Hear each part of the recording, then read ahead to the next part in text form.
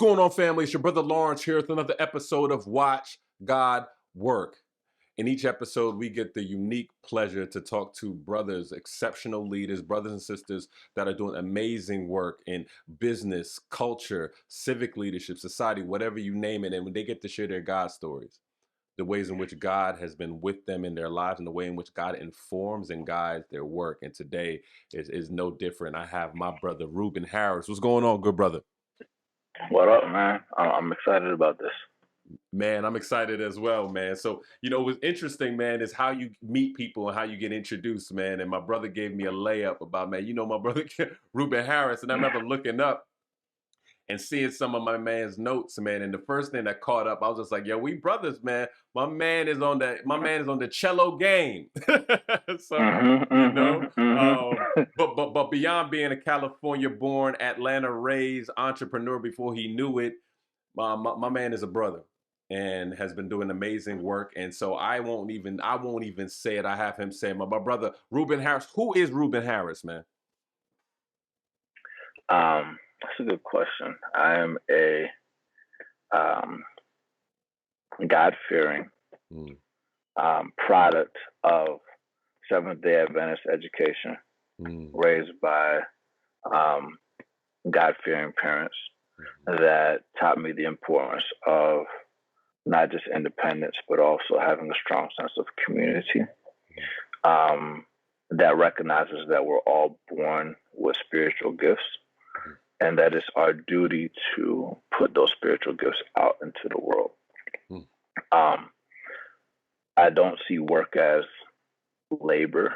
I see it as an opportunity to serve others. And that's what led me to, meeting other people that had that same sense of responsibility and eventually create this organization that we call Career Karma. So on the surface level, when you look at Career Karma, we are the easiest way to find a job training program online, where we match workers to job training programs so they can get high-paying jobs in tech in 3 to 12 months. And even deeper, as someone that grew up in the church with a sense of community, we built a community of hundreds of thousands of people that are peers and coaches and mentors that give you support during the program, during the job search and for the rest of your life. Not just because this is a psychological battle, but often because it's a spiritual battle. There's going to be, positive and negative forces that are going to try to disrupt your path. And so it's very important to have people that are with you, brothers and sisters in arms, that are going to help you if we are going to help millions and billions of people. So on the technical side of things, like Career Karma's marketplace, but we're bigger than just a company. We're a mindset, we're a movement that's on a mission to help 1 billion people in the next 10 years. Brother, man, I love you led with the view of service, man. And, you kind of talked about kind of this fourth industrial revolution that's upon us, and making sure that we're prepared to have brothers and sisters who are equipped, obviously have this mindset that's going out into the world. I want to talk about path, man, because one of the things I love and appreciate, I think one of the tensions as brothers is having this idea of what you're supposed to do in life, right? Brothers have a plan. You're a man, you got a plan. And what's interesting about your story, man, even if fast forwarding a little bit, man, and, being in this place of, man, I kind of entrepreneurial coming out, I'm surrounded by such, excellence, but I'm kind of not really pressed on the college tip. The GPA game wasn't all this stuff. But at the end of the day, it seemed like you embraced change and, being able to remix and be like, you know what, I'm an investment bank, or I'm going to do this, what allowed you to have such comfort in a non-linear path, so early on, bro? That's a very good question. I mean, to your point, as a man, my father, was like, all right, yeah. He never. My father's a physician, and he never pushed me to be a physician. He was just like, you can do whatever you feel like you want to do as long as you do it with excellence. And growing up, when you're thinking about what you want to do as a provider, you just want to know what jobs pay good money, right? So You're going to think doctor, lawyer, um, engineer. You might think sports. You might think music. You might think film because that's what you see in the media. And also, just like growing up, like people are people are like you go to school and then you get a job and then you stick with it forever. You touched on the fourth industrial revolution, which like I didn't know what that term was until like many years in the tech world. Um, but for the people that don't know what fourth industrial revolution is referring to just like the acceleration of a concept called automation.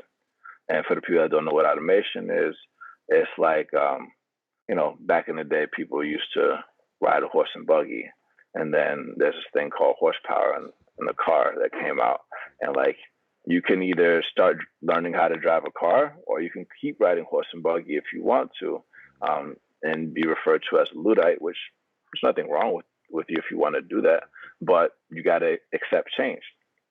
But still, like the world wasn't moving as fast as it is today. So you could just pick a career, stay in it for 10, 15, 20 years. But when I was in my final year in college, I discovered this concept called exit opportunities. Like, what is an exit opportunity? Um, so you and I share the fact that we've both been in the finance world. Um, as someone that went to a small school called Southern Adventist University, that a lot of people have never heard of, there was no investment bankers that I knew in the alumni. But for the people that don't know what an investment banker is, I think there's only like 10,000 of them in the world. And to get into it, it usually takes, you have to have an internship your junior year in college, and then you get the offer at the end of your internship, and then you start at the end of your senior year as an investment banker. And it takes 1 to 3 years. And the reason why people do investment banking is not because they love it or because it pays very well. They do it for the exit opportunities. So usually when people are done with a 1 to 3 year stint, they decide to go into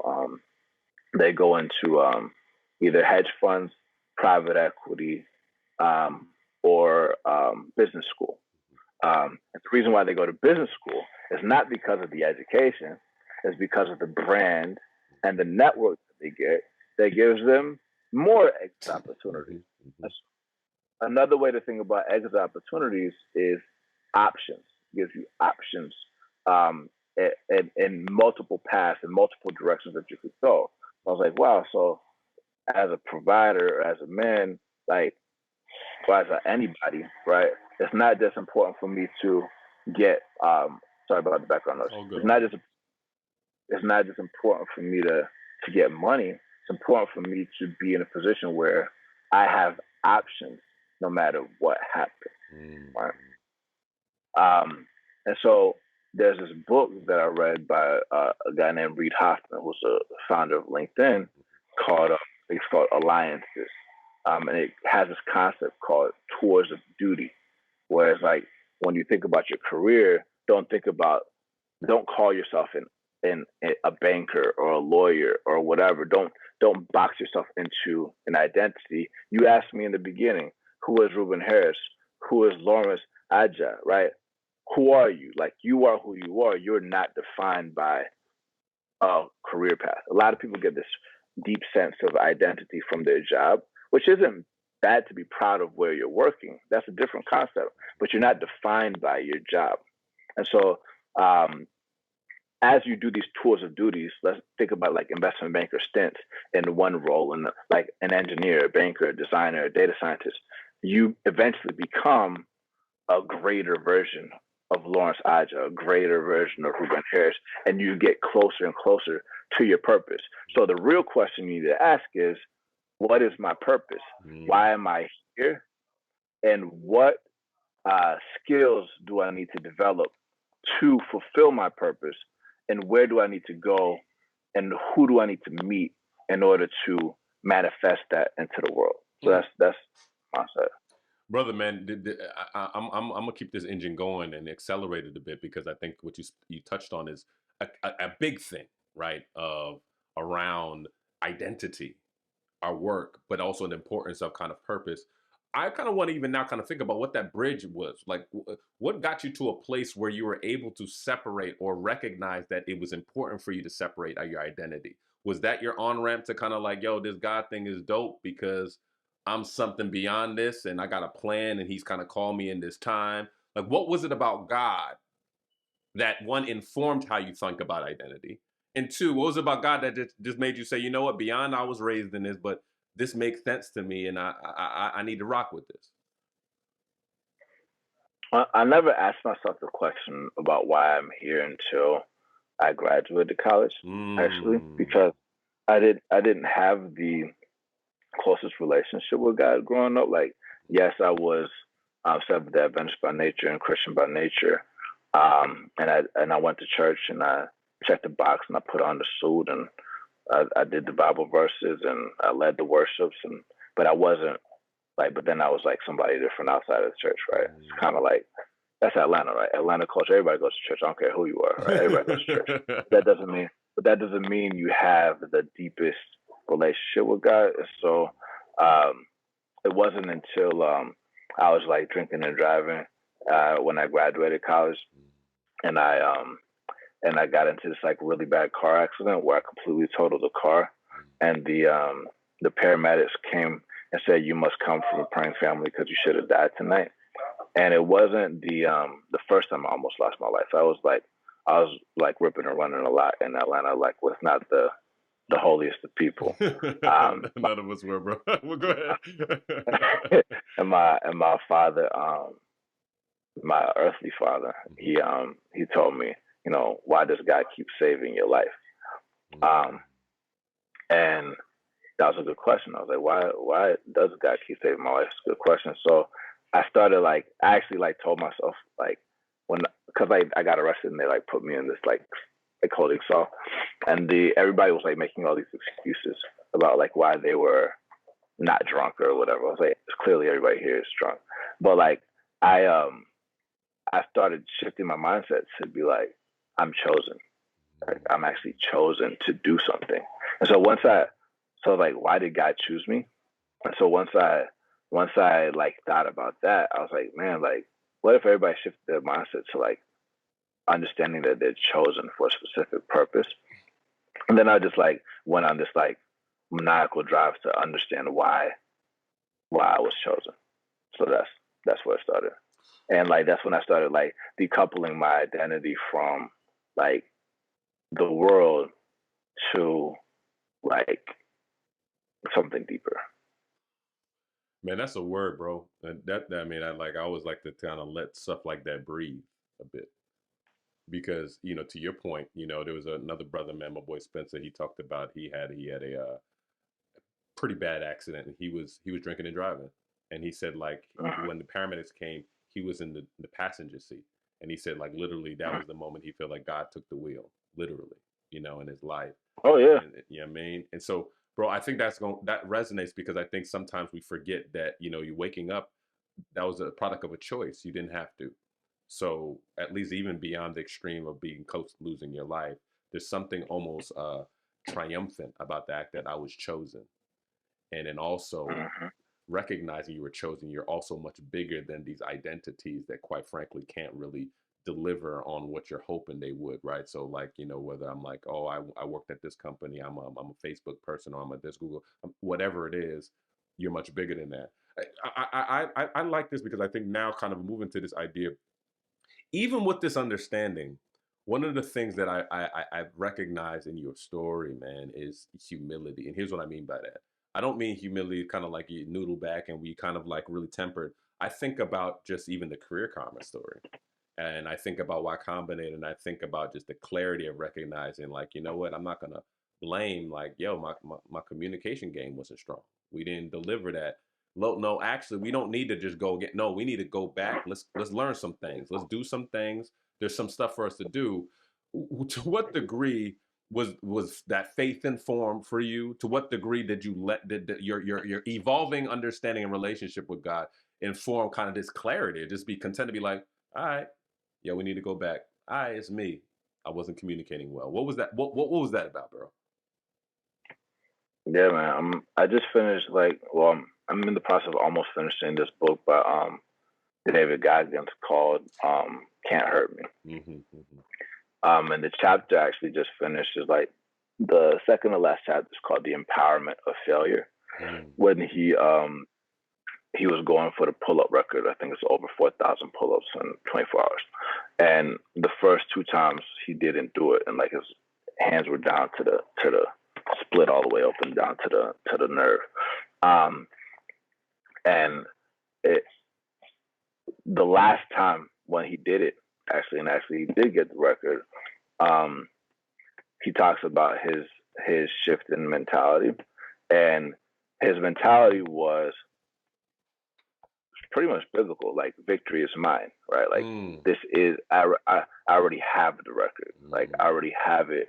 It's just a matter of time and seeing it through and having the discipline to reflect on not just the criticism that was given or that you can look at it as hate from some people, but some people will tell you the truth. Like he's a big, strong black guy that weighs over 200 pounds with very long arms, trying to go after a record with someone that's super skinny, right? That like it's the truth. So what are you gonna do about it? Like how are you gonna adjust? Like if you if you if you lie to yourself, like you're not gonna be able to get to the answers, right? I mean, the first step to solving a problem is understanding what the problem is, right? It's a word. And so for me, um, when I think about like failure or rejection, um, someone told me like the lessons keep coming back to you until you learn them.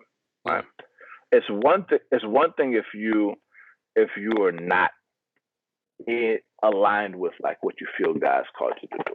Like that's a different thing, and that's why it's important to like recognize that like as humans, and like we're having spiritual conversation. I'm gonna speak like this, like we're gonna make our plans as humans, but it's very important to take like whatever plan you do and like dedicate it to God and be like, hey, this is my plan. If it's aligned with your plan, can you still hear me? Yep, I can hear you. Yeah. If it's aligned with your plan, then give me a sign that I'm going in the right direction. If it's not aligned with your plan, give me a sign that it's not the right direction. I call that God's compass. All right. And so I know without a shadow of a doubt that my plan is aligned with what I'm supposed to do. And so if I get rejected from something and I absorb the lesson, it's it's it's a waste of time to complain about it. It's you get my grandmother in Spanish always and she always told me about a concept called orar y obrar, right? She's Cuban. And so I'm gonna take a little segue where she talks about how she gives a little story where what that means is like you can't just pray, you got to work too. And so essentially, a pastor goes to a man who's unemployed for like 12 months, and then he's like, what? How you been, sir? How you been doing? Like, how's the job search? He's like, oh man, I'm just praying for it. Okay, great. Checks in next week. How you been doing? I just been praying for it. Great. How next week? How you been doing? Just praying for it. And what he says is orar y obrar. You can't just pray for it. You got to put in the work.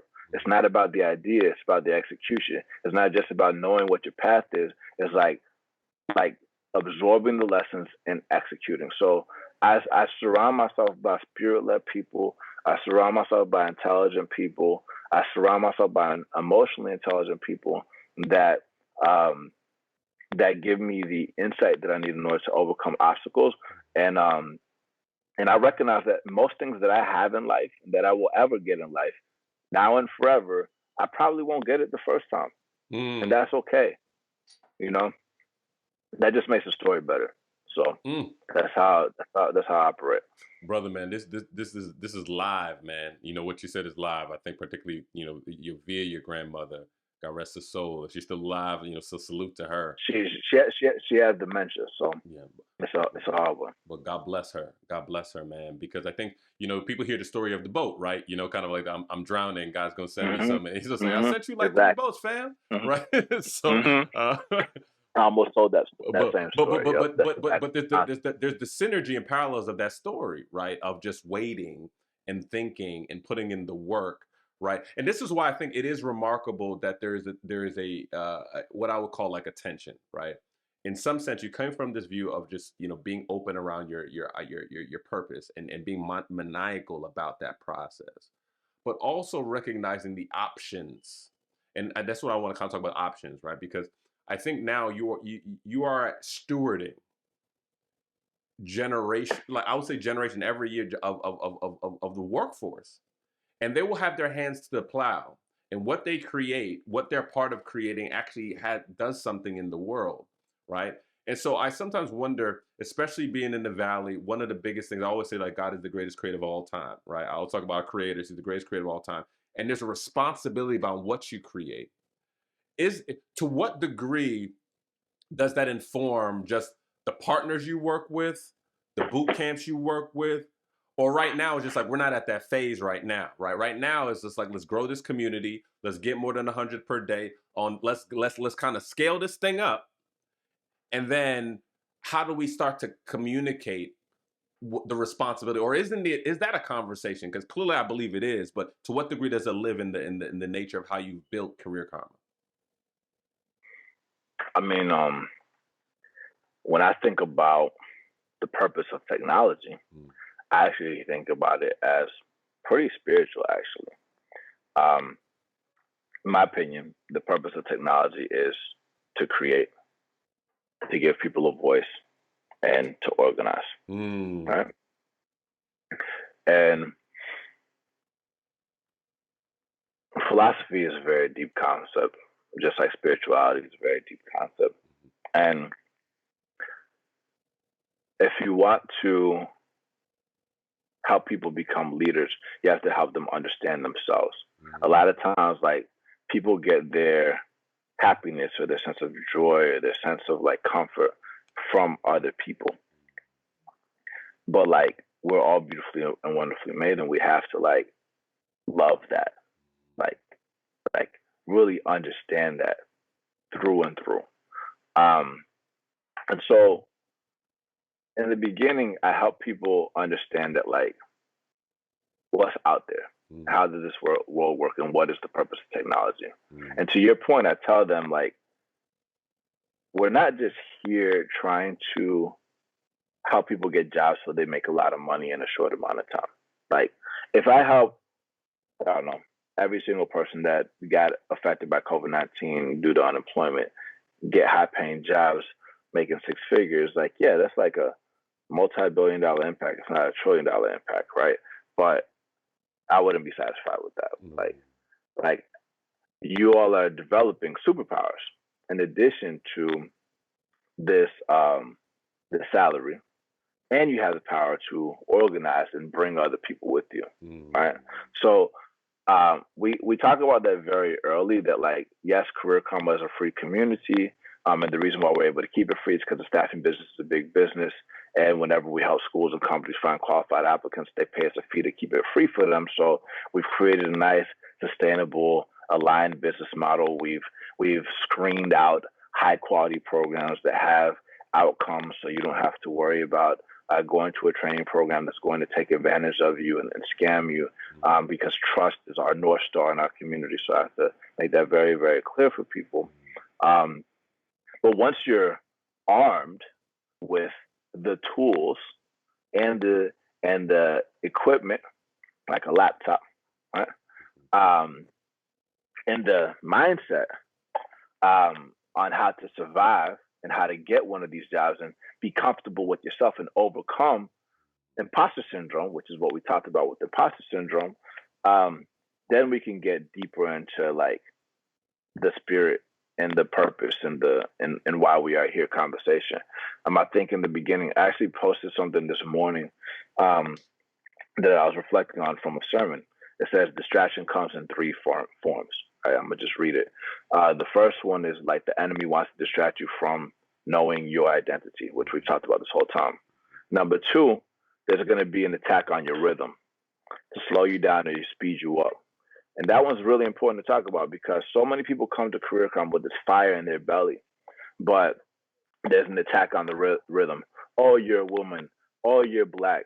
Oh, you come from the hood. Oh, all these different things to slow you down. Or if you're not ready to move fast enough, like, why don't you do a full-time program instead of part-time program? Or, like, why don't you just take whatever offer is given to you because it's like $50,000 when if you're a little bit more patient, you can get that $150,000 offer if you just go one more month. Mm-hmm. It's one more month right there.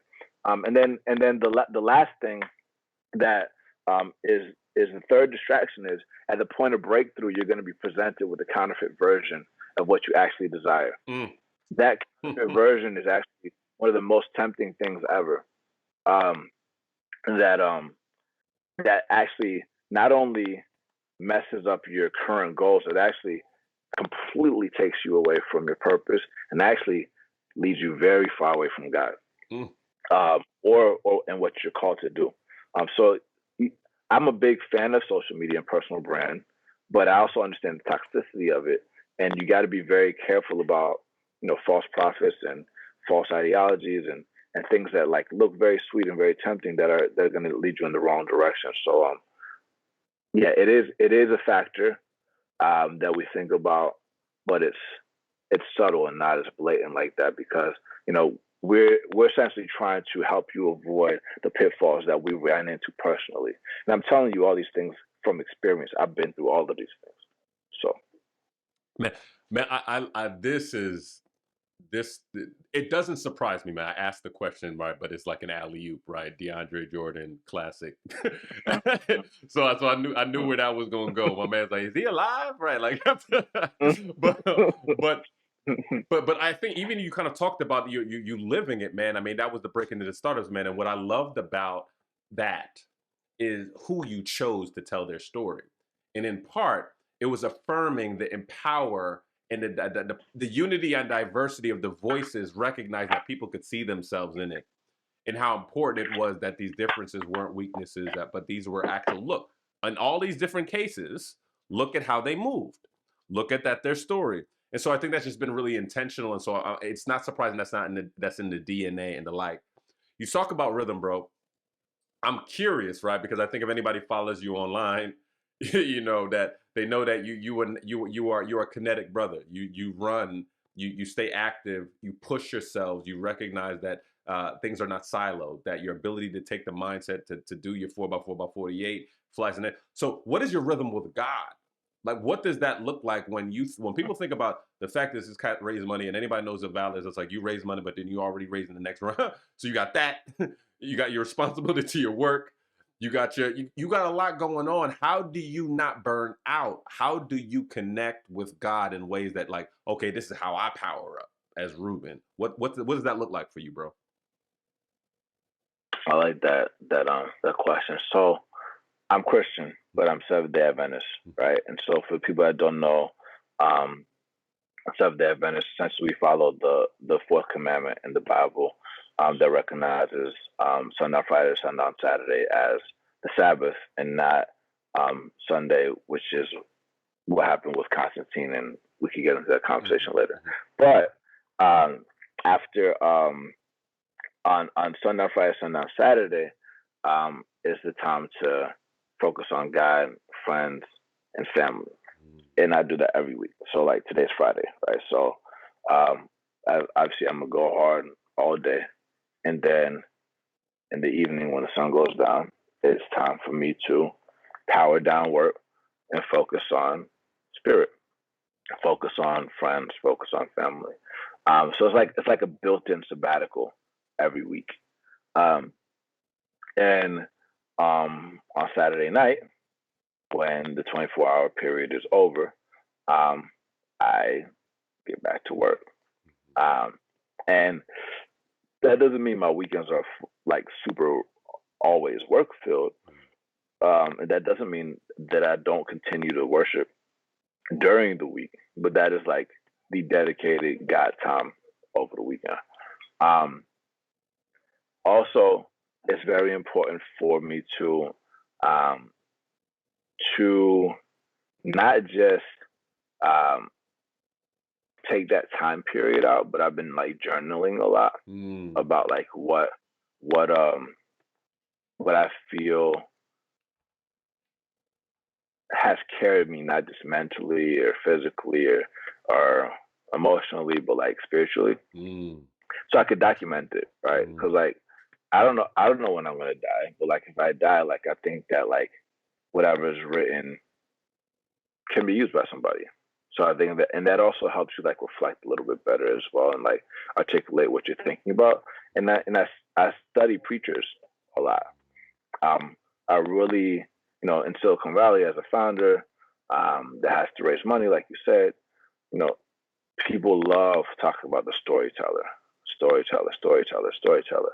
But like Jesus is one of the greatest storytellers of all time, The right? the The greatest storyteller of all time, right?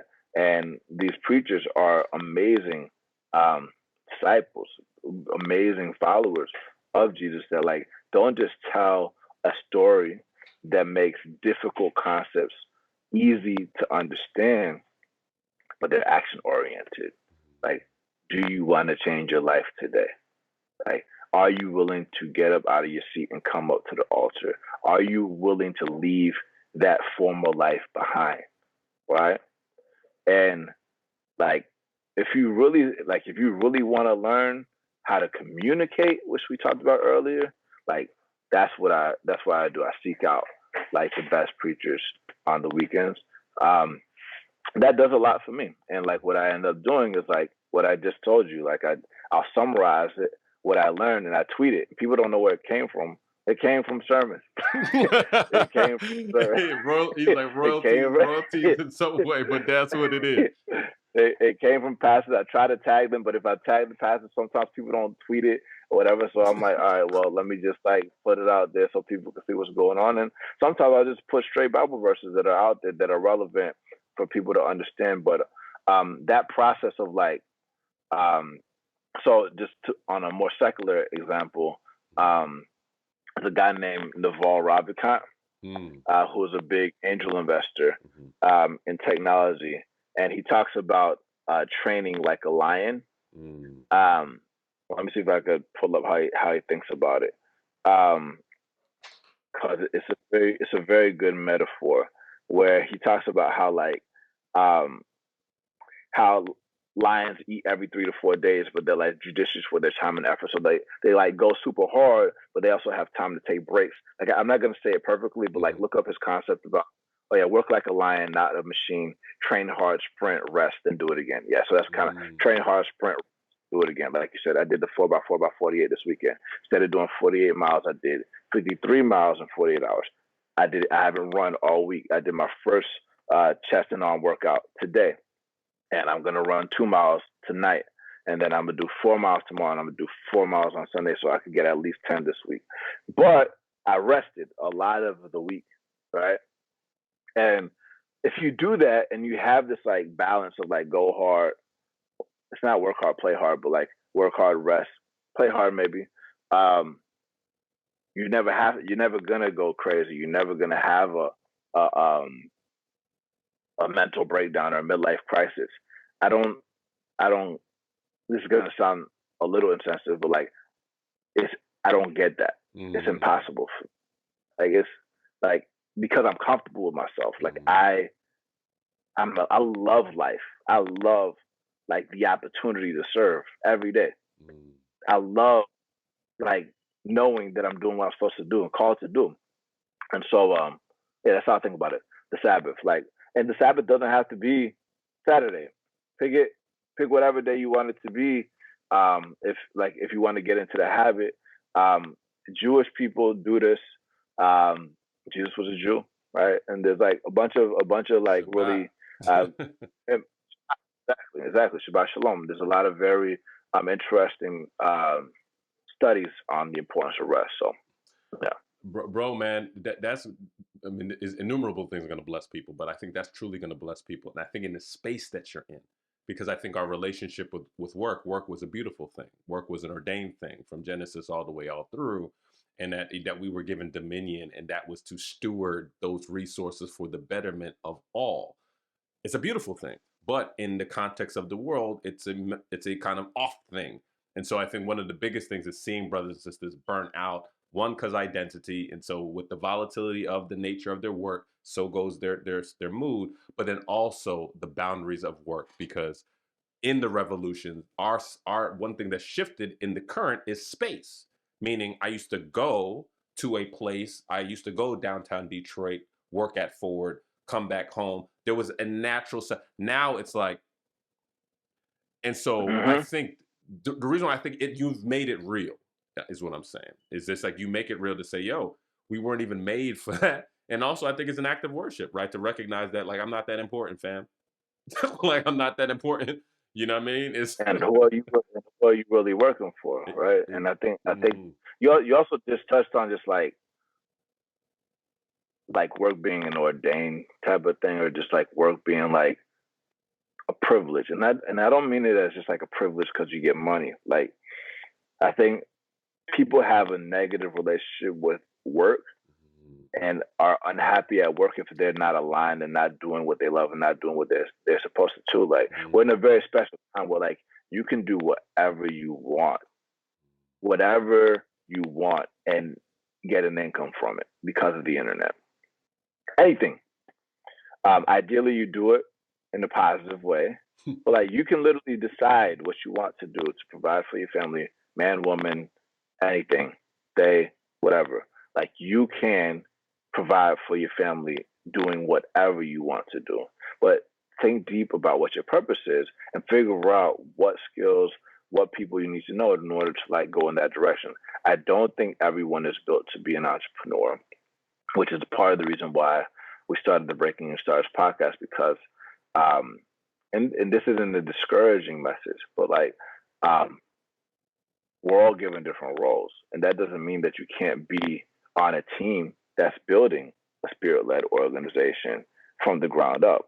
That doesn't mean like just because you're not an entrepreneur or a CEO doesn't mean you can't be part of creating something that's great, mm, that serves people. You know what I'm saying? mhm. And the media loves to cover the CEO when like it should be highlighting the members of the church, right? Not just the celebrity pastor, right? Mm. So anyway. Bro, that's a show, but that's a whole other conversation, man. I was just like, yo, we got pitch it, we got pitch that joint out, man, like undercover balls. But yo, but no, seriously, that's the word. I'm actually dead serious, but that's a whole conversation. But yo, brother, man, you are an amazing communicator, and I do think I think in view of that, as we're kind of coming into this kind of coming on this bell lap, uh, what would you say to a brother sister, man, just kind of in this space, right? That in the kind of the tech space, they kind of got their feet under them, but I think just that gap around their identity and figuring out what to do and who they are, you know, but also thinking that maybe this God thing may actually offer them some direction in figuring that out. What would you say to them? Like, what would the next step be? What would be your wisdom to them as somebody who just doesn't know? They're unsure. Like, I don't know what I don't know. I'm not sure what my purpose is. I also feel like this God thing keeps coming up. Like, yo, Ruben, what should I do? What would you say to them, bro? Well, like, whether you believe in God or not, the first question that I would tell you to ask yourself is like, am I doing what I feel I am supposed to do on this earth? Mm, Right? Or like, do like, so you can ask yourself that question and just don't overthink it. Just answer it yes or no.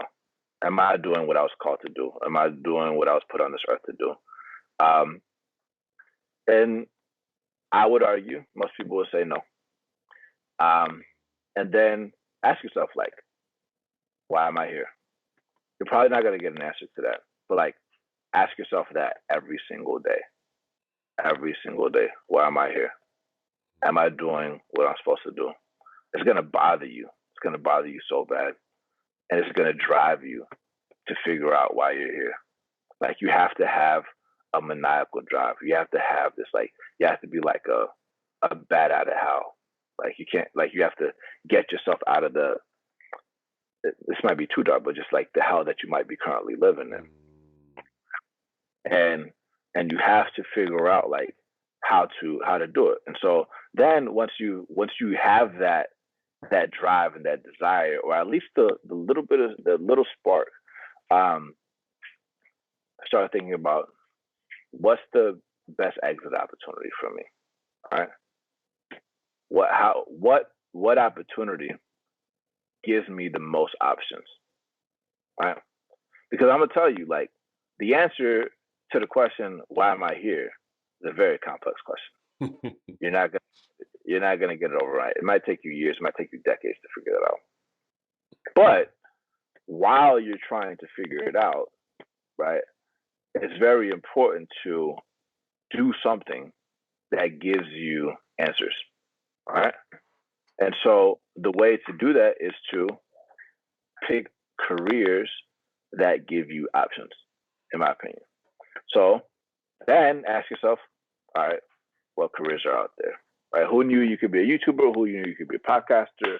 Who knew you could do like all these jobs that currently exist that, and there's going to be more later, like professional sports gamer, right? I don't know. My answer to you, well, my suggestion to you about the roles that give you the most options, that are the most fundamental, that every entrepreneur, tech entrepreneur, is going to do in the beginning, is they're either going to write code or they're going to talk to users. And I'm going to make a preaching analogy, right? Or like a spiritual analogy, right? So whoever's writing the code is creating, right? They're adding value to the earth, right? And whoever's talking to users is like becoming fishers of men and women, right? And so the best way to break into tech is either through coding or sales, in my opinion, and the fastest. You get a 6-figure job very, very quickly, but you can do anything, anywhere. You can live anywhere. You can command a salary anywhere. You can work from home. You can raise a family. And if you don't like coding, which is more logic driven versus math driven, which is, some people say they're not good at math, but you'd be surprised about how powerful you are, which is a different conversation. Yeah. And if you feel like you're just a talker or a great communicator, like myself, because I'm not an engineer, by the way, my co-founders are, then you can be the person that's like understanding other people's problems and listening to them and presenting whatever software that you decided to sell as a solution.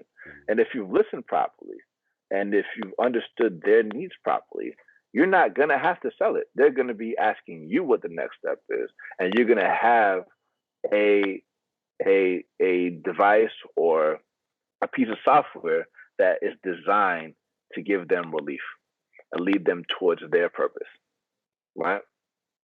And so that's what my advice would be, is to start there. Brother, man, you were given. I don't want people to miss the gems. There are a lot there. I think this is a masterclass in self-awareness, just real honesty about where you are.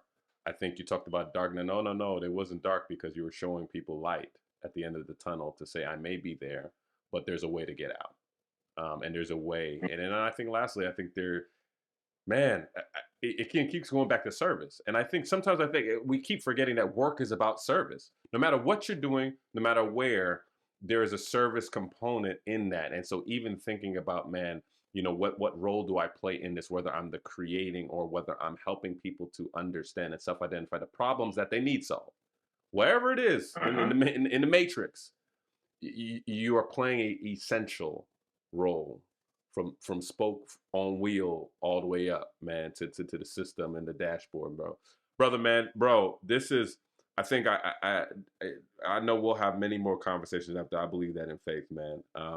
But just let me just say, man, that we see you, man.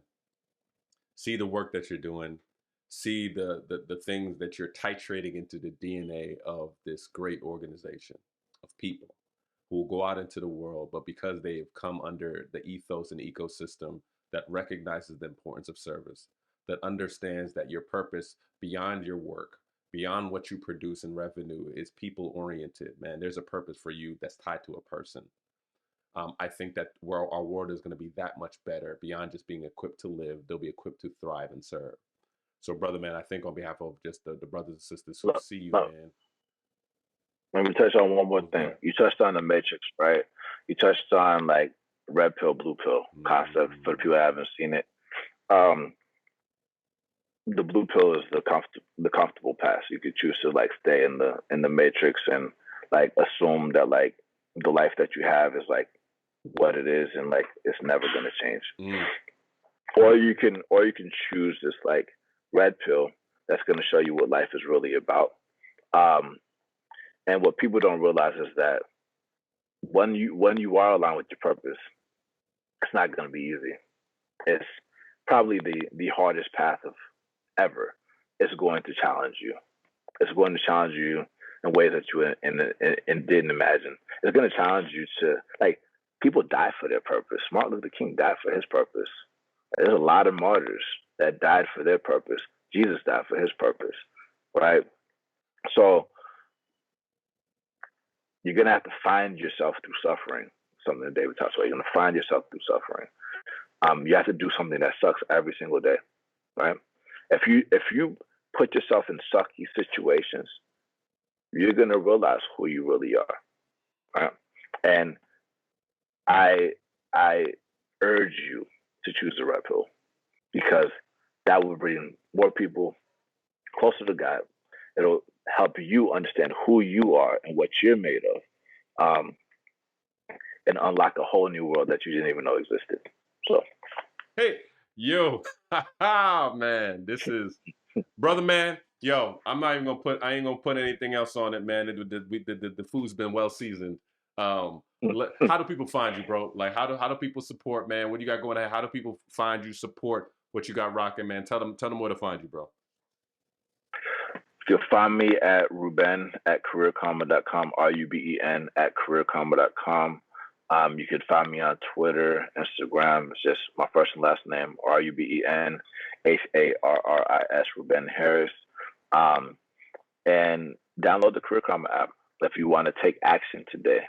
If you have been touched by this message and you want to change your life today, you can go to careerkarma.com/apply, and we will help you not just secure the bag, but also figure out who you really are and what you're made of, and help you discover your purpose so that we can be empowered and inspired by you. So we would love to see that. Brother, man, I love it, man. You could tell that you've been listening to them sermons, man. You close it just the way. Bro, Altar call. brother, all respect to you, man. We got, man. Man, we'll pick it up soon, bro. Likewise, bro. Thank you so Peace. much for having me.